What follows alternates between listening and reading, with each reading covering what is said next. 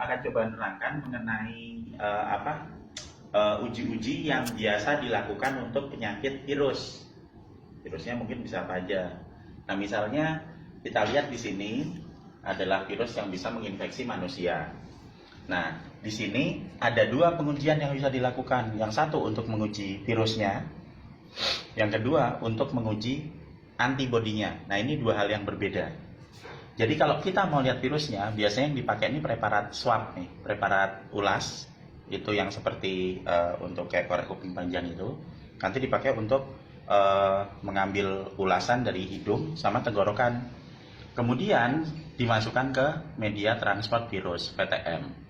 Kemudian nanti dibawa ke mesin namanya RT-PCR (Real Time Polymerase Chain Reaction). Mesin ini agak unik. Jadi mesin ini akan memberikan jawaban ya dan tidak. Ada virus, tidak ada virus. Meskipun virusnya hanya jumlahnya satu atau beberapa partikel saja, nanti akan diamplifikasi sehingga sangat sensitif.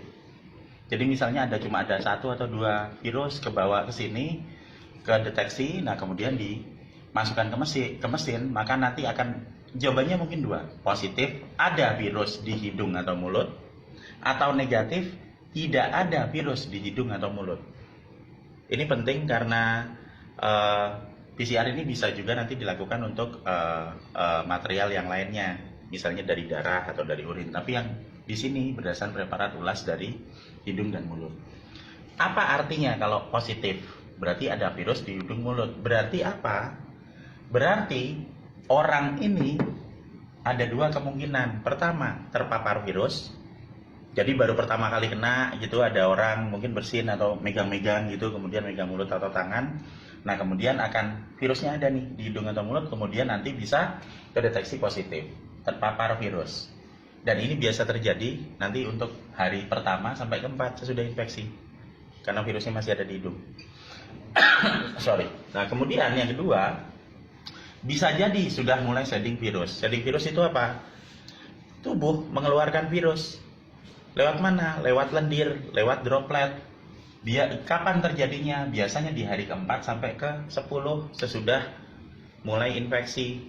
Nah, itu bisa. Jadi yang pertama masuk dulu, nanti virusnya masuk sampai dalam tubuh, kemudian nanti ada respon imun di sini, lendirnya keluar, kemudian nanti bersin, nah itu dikeluarkan lagi, sebarkan.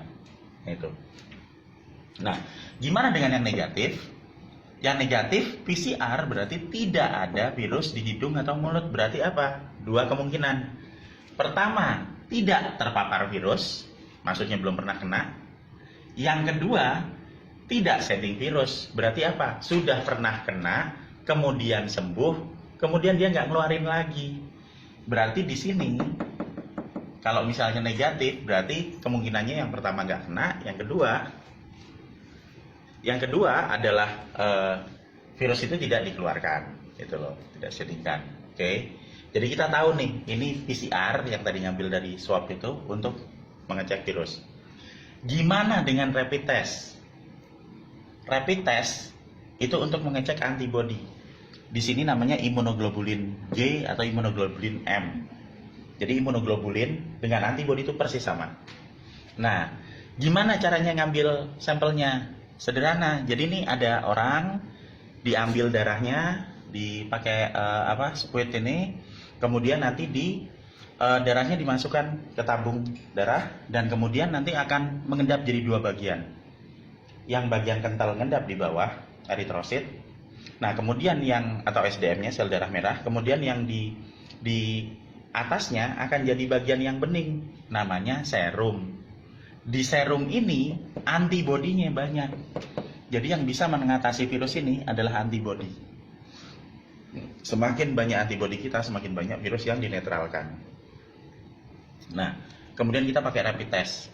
Serumnya diambil, ditetesin ke rapid test gitu. Kita nunggu 15 menit. Kalau PCR tadi mungkin sekitar 4 jam. Kalau ini paling cuma 15 menit yang rapid test. Nah, begitu rapid test jawabannya akan ada dua, positif atau negatif. Ini agak sedikit berbeda sama PCR ya. Kalau PCR melihat virus, kedua menjawab ya ada virus, positif. Negatif, tidak ada virus.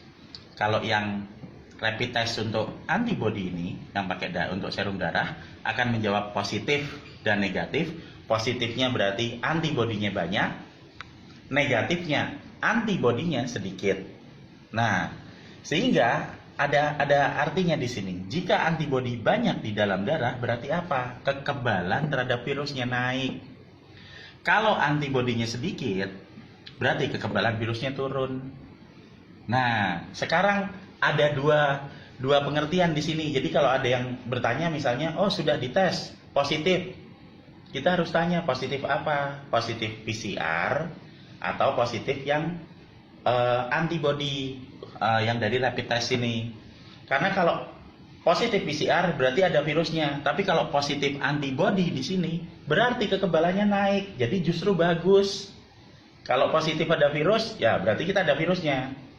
Berarti kita terinfeksi, bukan kabar bagus. Tapi kalau misalnya positif antibody pakai rapid test, justru bagus karena kekebalannya tinggi dan kita akan sembuh gitu loh. Nah, ini penafsirannya berbeda.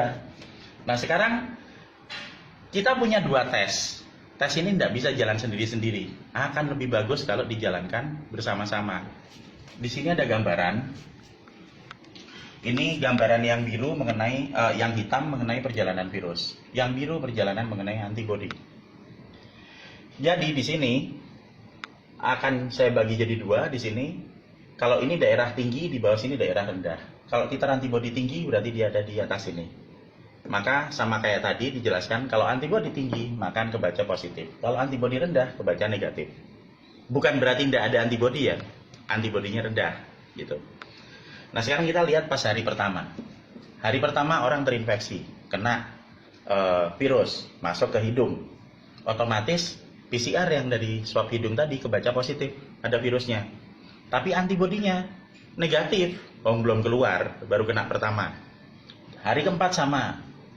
Hari ketujuh sama, positif negatif. Nah, sesudah hari ketujuh, antibodi itu mulai keluar. Kalau infeksi pertama tuh nanti antibodi keluar pas hari ketujuh. Sehingga di hari ke-10 ini nanti virusnya apakah masih ada? Masih ada positif.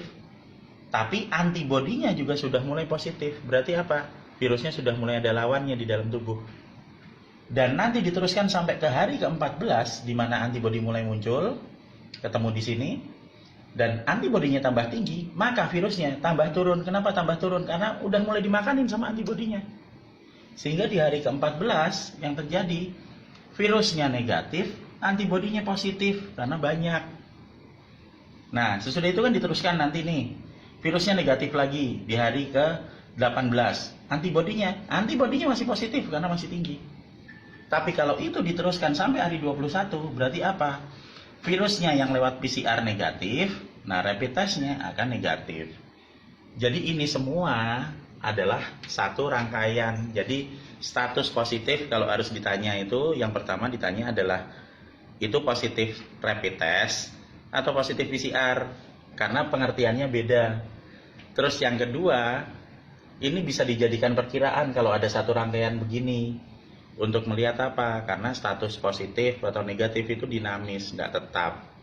Jadi nggak usah khawatir kalau misalnya dapat positif. Karena kalau misalnya kita dapat positif rapid test yang IgG atau IgM untuk antibody, alhamdulillah kita kekebalannya tinggi.